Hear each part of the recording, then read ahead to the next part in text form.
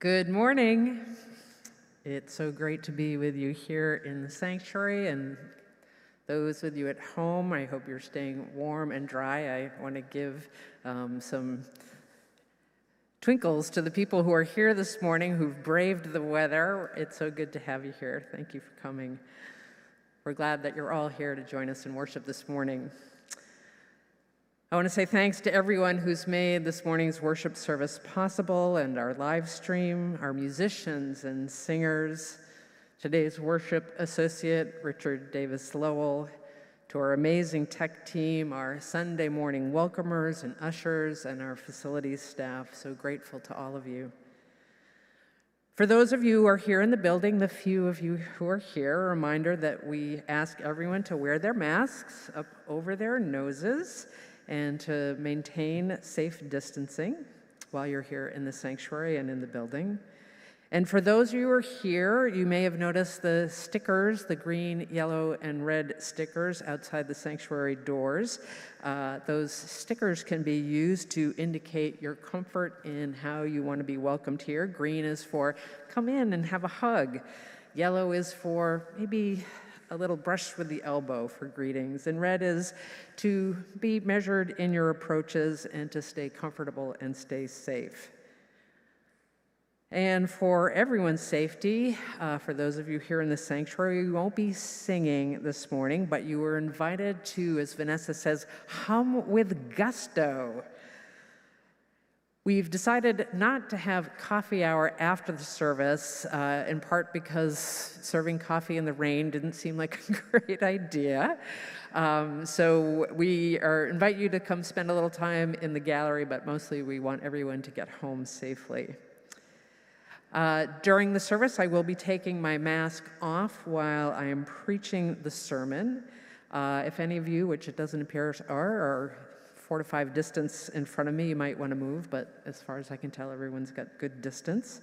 And again, feel safe to move around the sanctuary so that you feel comfortable. This morning's service, we're going to be talking about memory, and we have chosen music in part for the memories they evoke. 2 pieces are part of the Threshold Choir repertoire, a choir that I sang with for many years, both of which I have fond memories singing with both choirs in our Threshold rehearsals and certainly here in our sanctuary.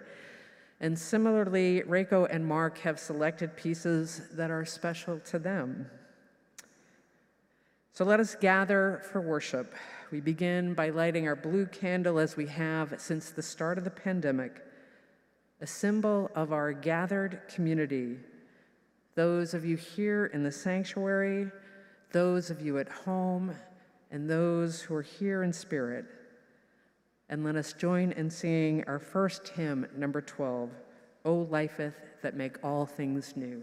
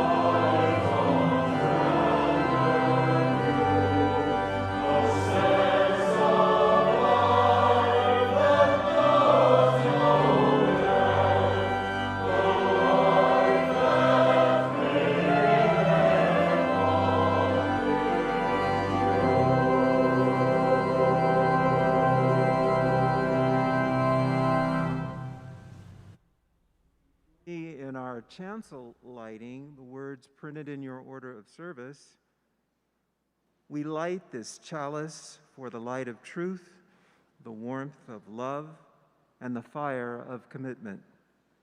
We light this symbol of our faith as we gather together.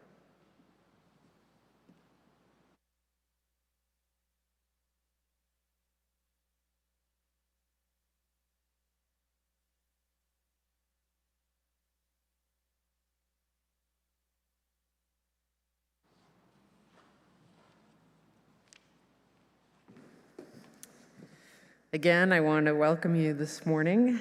If this is your first time, a special welcome.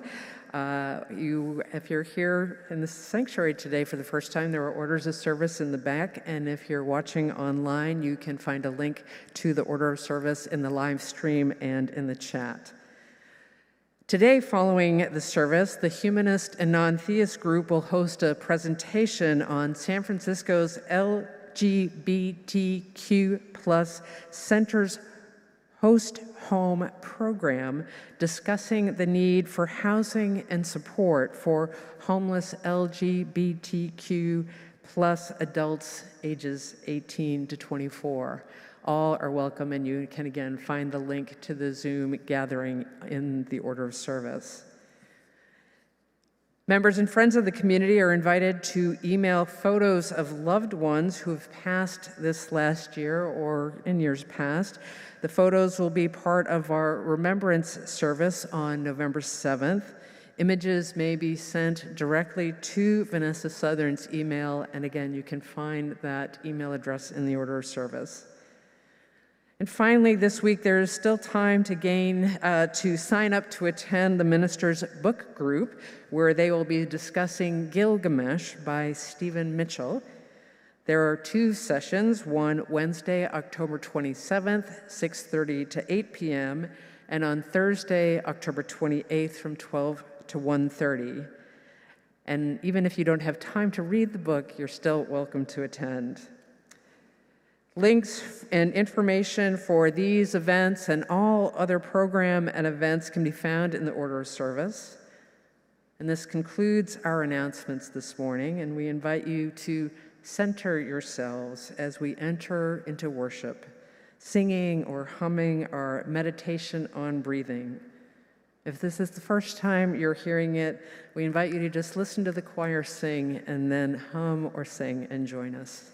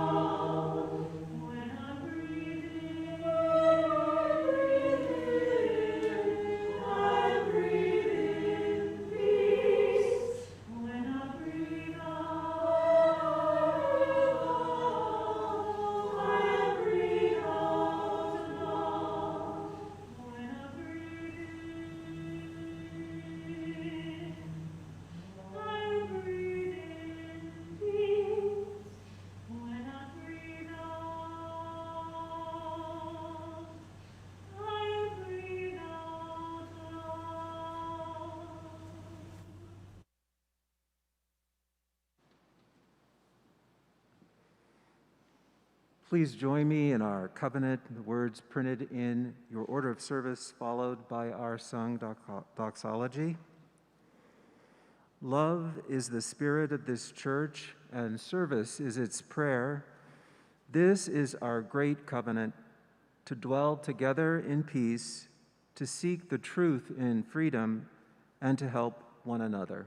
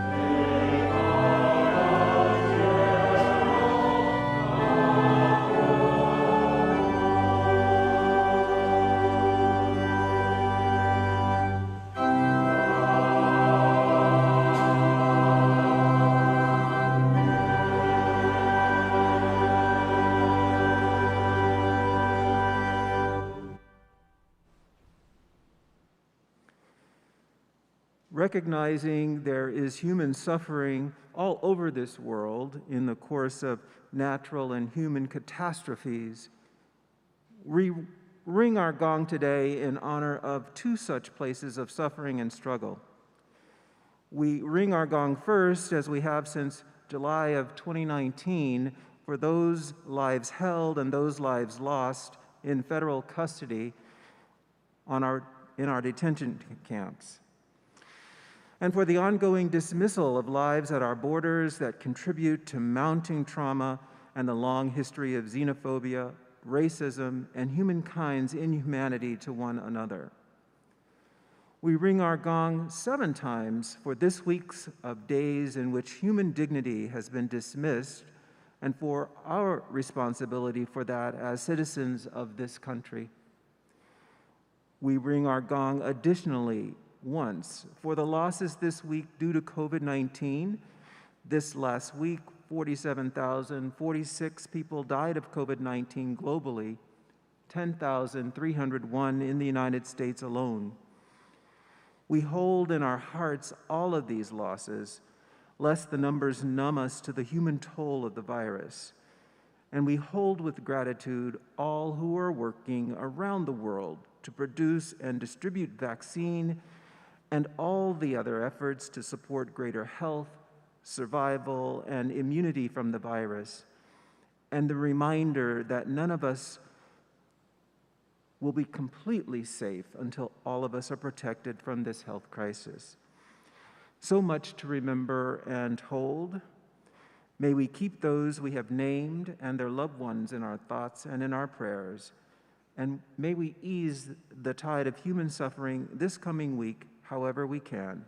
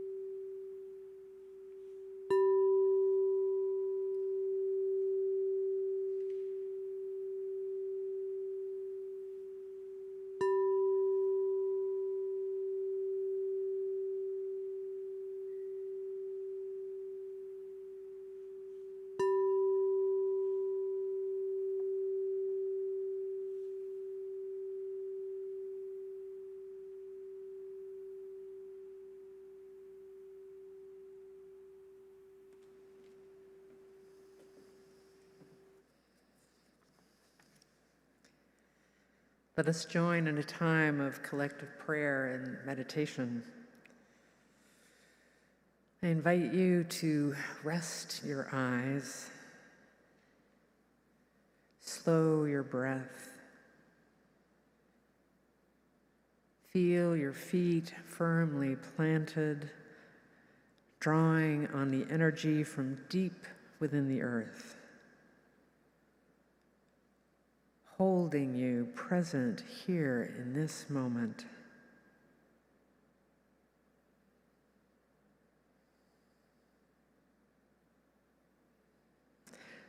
Spirit of life that moves in us, through us, and around us, be with us now.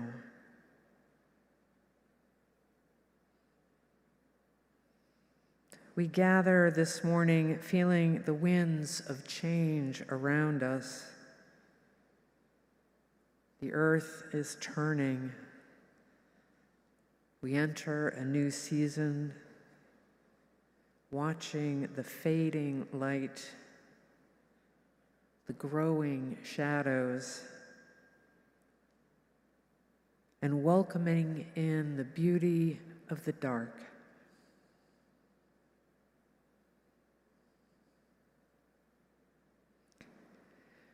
We are rooted in a community of love, strengthened by our commitments to justice and peace. Our arms reach out and draw hold and bring those loved ones, known and unknown, in need of our prayers of healing, of hope, of compassion and care. In these uncertain times, may we remember the moments of grace, both given and received. And may grace be with us as we make our way. Spirit of life, we give thanks for the many blessings of our lives.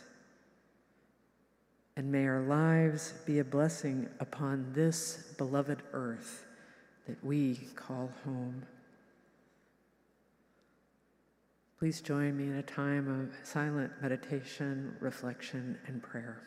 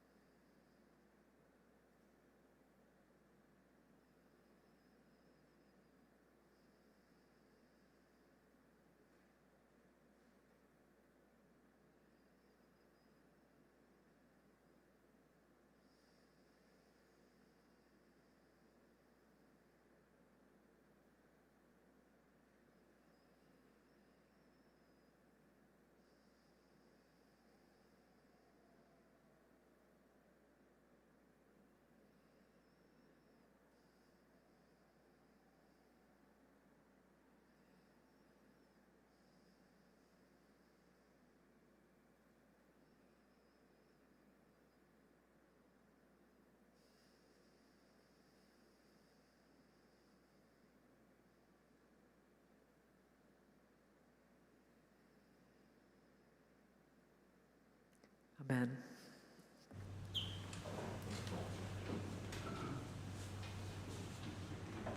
In the cool of the morning rainfall, when the mountain calls my name, I can tell by the song of the whispering trees, I will never be the same.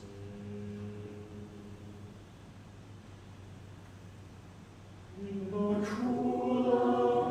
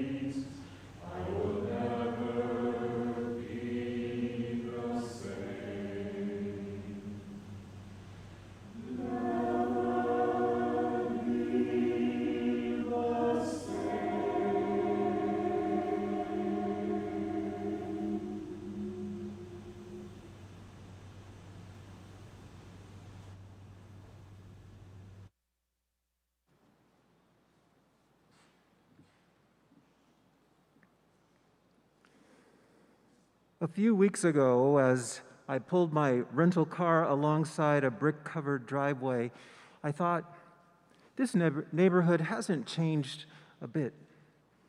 Big California ranch homes set back from the street, almost all of them modified in some way to add an extra room or a floor, all landscaped to within an inch of their lives, but in a way that blends everything together into one big botanical garden. Palm fronds here, birds of paradise there, and nestled between the brilliant lilies and bougainvillea, the bay alarm signs, tastefully framed, and not a person in sight. There's never anyone in sight in these neighborhoods, I think. I think that's the agreement. The homes are meant to be encountered, but not the people living inside of them. And in the quiet, behind the chirping birds and rustling branches, the ever-present of a Southern California freeway, always there. As I walked toward Joel and Joanne's home, just steps away, with every step I took, years unfolded. He was not my father, I thought, as I remembered that moment so many years ago. But we both knew then, and I know in this moment, that he gave me a father's gift, a great gift, unconditional, unreserved love. If you have to leave, Richard, he said, then leave. If your life's not working, then go make it work. It doesn't mean that you can't come back. And so I did leave, and I'm here. I'm back again. He taught me so much about moving through life, that being authentically myself, an out, proud, smart gay man, wouldn't mean that my problems were over. Oh, they would just be beginning. Life has a lot in store, I would learn, twists and turns, we call them. The leopard never changes its spots, he used to tell me. I saw him betrayed by his closest friends and cheated by others, and I put him on a pedestal and wanted to blame him for all my troubles. But then, when my own father died, he honored him with a gift made in my father's honor to his favorite charity. Joel, you weren't perfect, but who is? And you always told me that I could be anything I wanted to be. Something that I'd heard constantly in my own home, but you know, I don't know about you, but I have a hard time believing things family tells me up until the point when I hear someone else who isn't family tell me that same thing. So 3 memories. 1, you loved costume parties. And 2, when you rediscovered your faith and traditions, we celebrated Passover together. And finally, as I hear you eulogized, your wife Joanne reminds me that you loved clothes, and of course we both shared a love of a well-cut piece of cloth. And in a special touch, she mentions that she has hundreds of pairs of your socks, some new, some worn, and that she would be donating them to a local charity. And if we wanted something to remember you by, we could take a pair with us. So as I kissed Joanne goodbye and hugged former coworkers, there they were, laid out perfectly, just as I know you'd love. And in their colors, you came to me. Your colors, autumn greens, purples, and tans. I saw you in those colors, and I took a pair that I'm wearing today. Joel, thank you for loving me in the way you did. Thank you for seeing me for who I am and for being my boss and my friend. Thank you for the memories, both sweet and bitter. And most of all, thank you for the socks.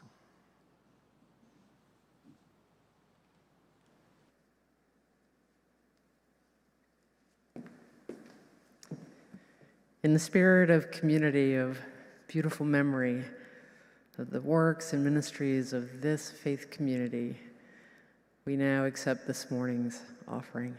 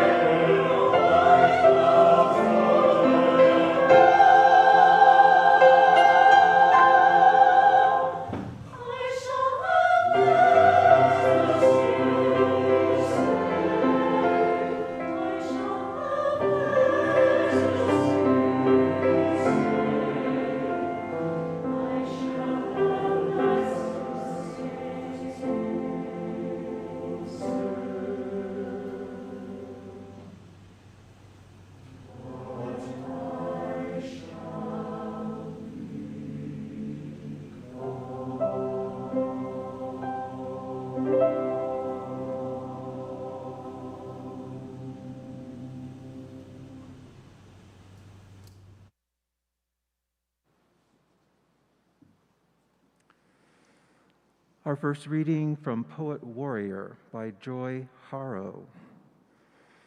I was born before cell phones and computers, before the proliferation of devices installed with memory, which prompt the user to forget.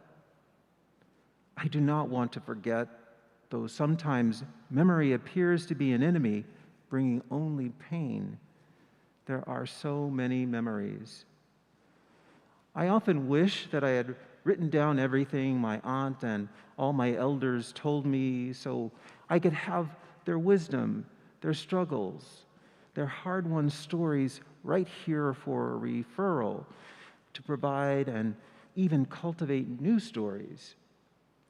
Growing memories and the ability to access memory is a skill that allows access to eternity. It is within all of us. I do not have the best memory. I often tell the circle of old ones when I speak with them, and I do speak with those whom I have loved, who have moved on from this earthly realm, especially when writing poetry or any kind of story or music. They remind me, here's your opportunity to practice memory. I'm not the best listener or speaker, I tell them. Take your opportunity with grace, they tell me. You are here to learn how to listen, how to walk into each challenging story without fear, fearless. And from Night by Etal Adnan. There are roughly 100 billion stars in the Milky Way, the same number as for the neurons in our brain. We may have to travel 24 trillion miles to the first star outside our star system to find an object as complex as the one that is sitting on our shoulders.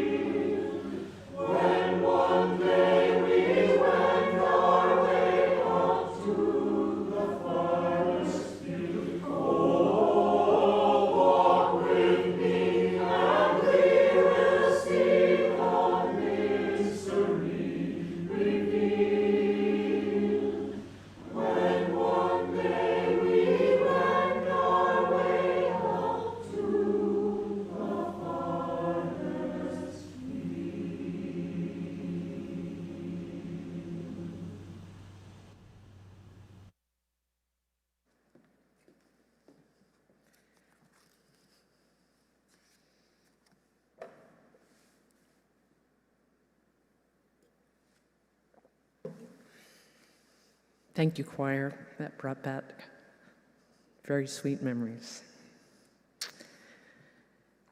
Last month, I received my Medicare card in the mail. I sent a picture of it to my sibling saying, "It's official, I'm old."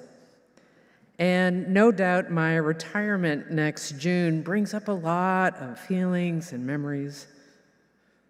October is a time of year when some say the veil between this world and the one beyond grows closer, where the past and the present come together.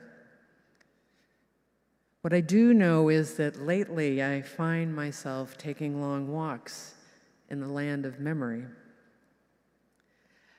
My best friend and I are working the Julia Cameron book, It's Never Too Late to Begin Again, or as I call it, The Artist's Way for Retired People.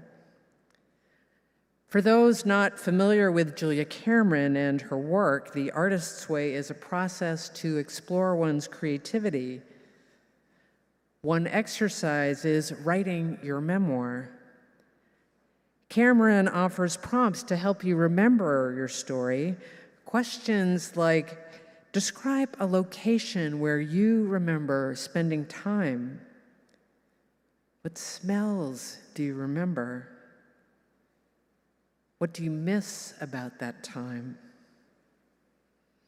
What was a significant relationship? What was your community? Did you have one? What patterns do you see as you look back on your life? I find the writing a challenge, and I'm only up to age 10.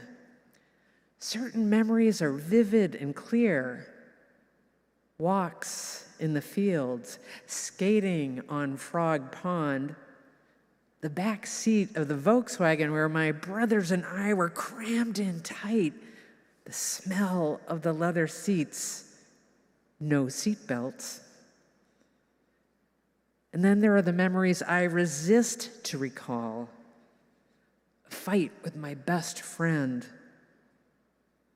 The day I learned we were moving to a new town. Leaving our church. The feelings still unresolved, raw and real inside me. And then there's the stuff that I just don't remember at all. Memories are powerful. They can set us on our way and sometimes stop us in our tracks. The key, I think, is to find ways to explore our memories, look for the signs, symbols, and storylines that can help us to heal, set us in a new direction, open our eyes, and invite us to live in more fully into our lives. One approach of this kind of exploration is what Julia Cameron calls the artist date. The artist date. The artist date is a weekly adventure, a chance to try something new or something old. The artist date presents an opportunity for synchronicity, connections that invite us to see and experience life in new ways. Maybe it's preparing a special meal, buying a new hat, or donning a very special pair of socks from a dear friend.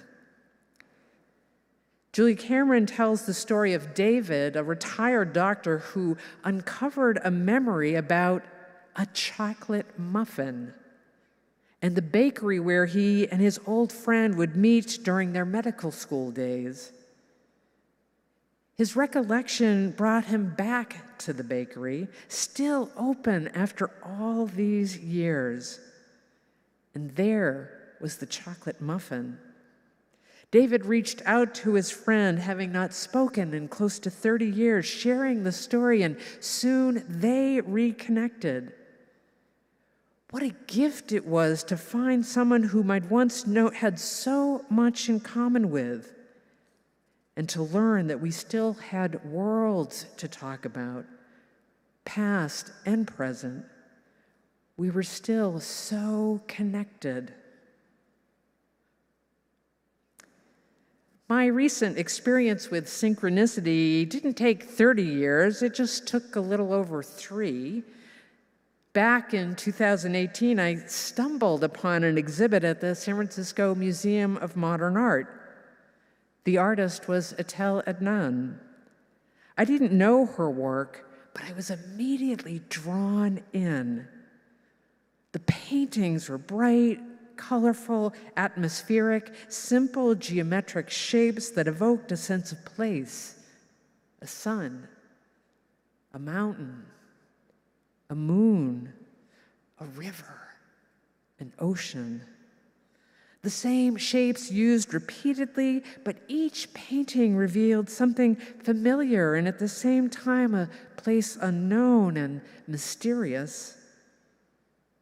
The paintings had no titles. I couldn't place myself, but the paintings invited me in. I traveled across the hills and the mountains. I traipsed the seashore, and I sat quietly, staring up into the sky above. The gallery was abuzz there, but I was absorbed in the paintings, a feeling of solitude that was tender and timeless. I felt an immediate connection to the artist. I snapped a picture of one of the paintings, eager to remember the moment, and then I forgot all about it. 3 years went by. The Medicare card came. I was working on my memoir. Autumn was in the air, and I was scheduled to preach. I turned to one of my favorite blogs, Brain Pickings, for inspiration, and I typed the word memory into the search engine, and up popped Etal Adnan. The post was a review of Adnan's book, Night, a collection of prose, poetry, and meditations.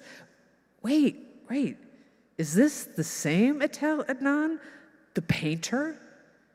And in a flash, I searched out the painting on my phone and once again found myself inside the landscape, reliving the memory. Synchronicity, that beguiling guide, was busy at work. Adnan writes that the mind, like the distant stars, is a mysterious place, complex and deserving of deep exploration. Memory for Adnan is a way to quiet what she calls the maddening effects of the constant present. If we didn't remember, she writes, then who would we be? Etal Adnan is now 96 years old. She grew up in Beirut, Lebanon, and went on to study in Paris. She returned to the Mideast and worked as a journalist before moving to California in 1958 to teach philosophy at Dominican College. It was here that she began her painting career. The biographer Kayleen Wilson Goldie writes, one could argue that for 6 decades, Adnan has been painting the same places over and over again. The Greek city of Smyrna, where her parents lived before she was born, which burned to the ground. Beirut, a city of gardens in her youth, later destroyed by war. Baghdad, her vision of Arab modernity in the mid to late 20th century. Paris and Mount Tamalpais that she described as her best friend. Painting gave her a way to see the world afresh, explore the many places she had known, lost, and struggled to accept. Was it synchronicity that led me back to Etal Adnan? I don't know, but finding her again at this moment in time has felt like a talisman to me. Her paintings and writings have prompted me to look back in time and search out the signs and symbols, the stories and patterns that have guided me and the ones that have held me back.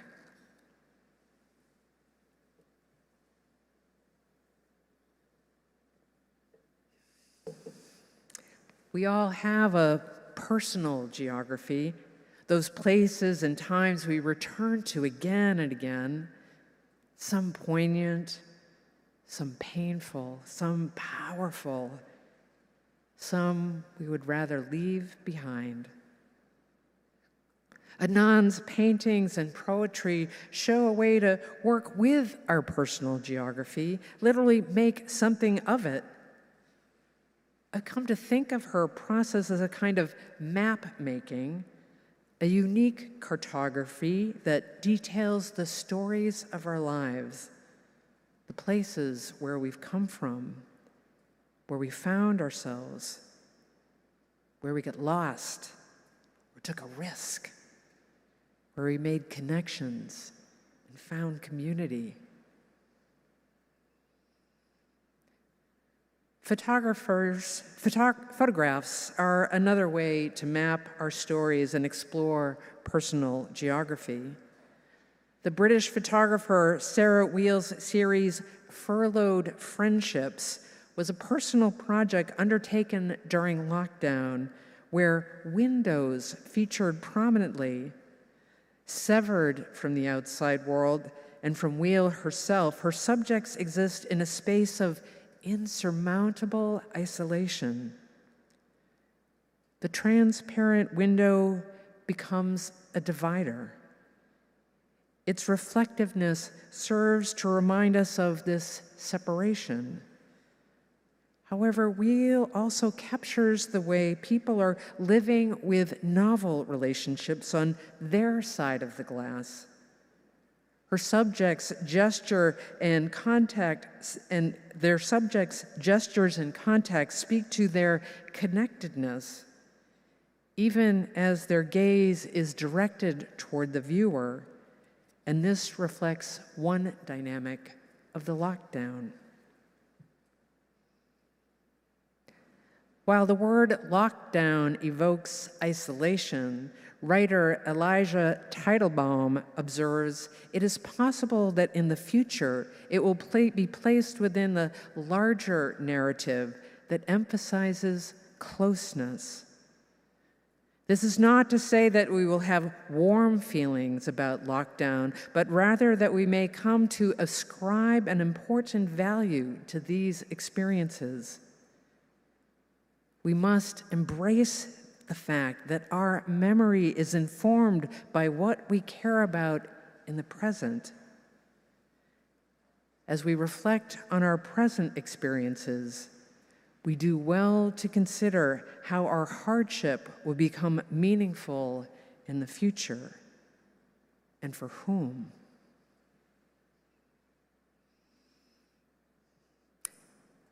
Maybe that is what Adnan was getting at when she talked about the maddening effects of the constant present. The lockdown and isolation sent many of us in search of memories that conjured feelings of connection and community. The maps we turn to, poems or paintings, photographs, stories of socks, hearty soups, or a search for a straw hat, evoked memories of times past where we grew close together, closer to the spirit that moves in us, closer to the breathtaking beauty that surrounds us.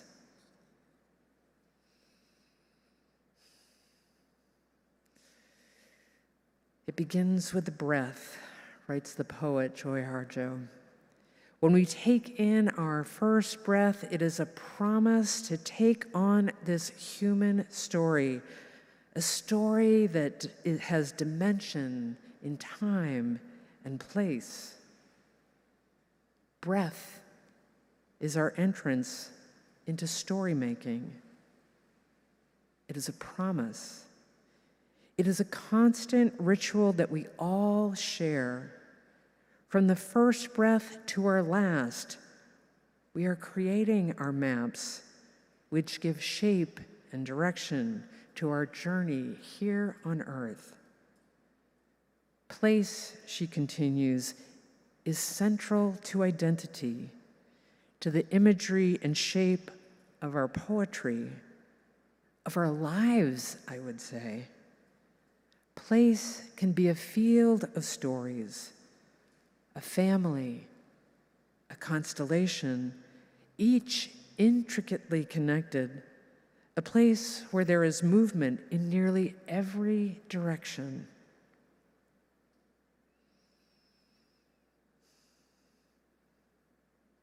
This is what I am learning about memory, that it is not fixed, not a coordinate, not an X that marks the spot, never to be moved.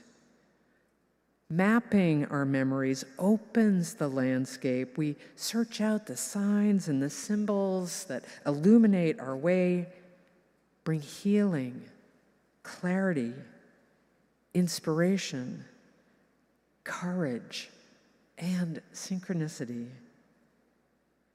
Our stories unfurl, stretching across time.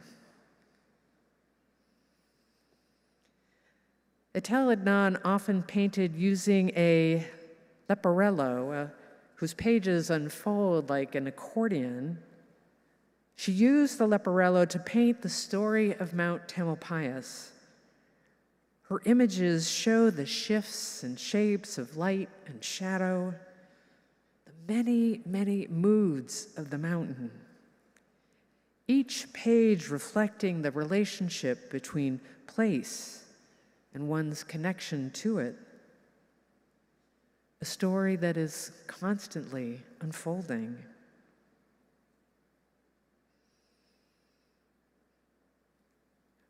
On a starless night in Maine, Wendy and I are wrapped in winter woolens.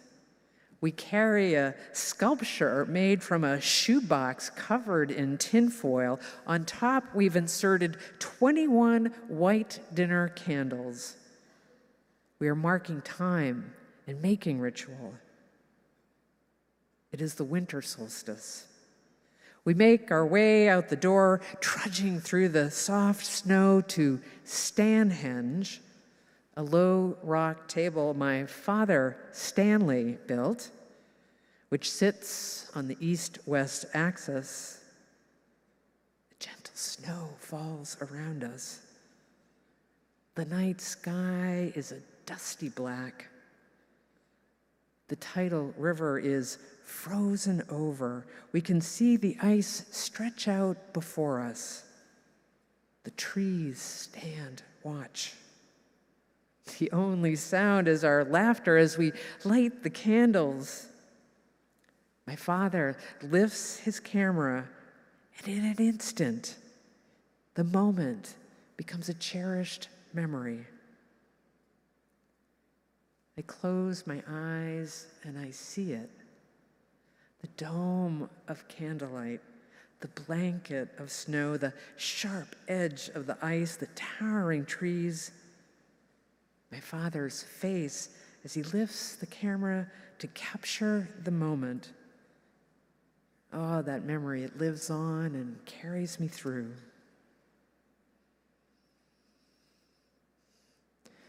Growing memories is a skill that allows us to access eternity, the poet wrote.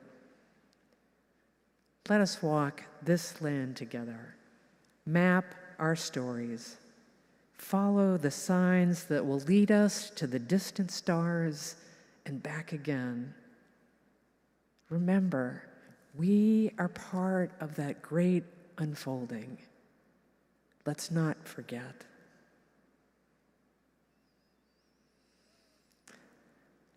Let us join in our final hymn. I believe it's number 136.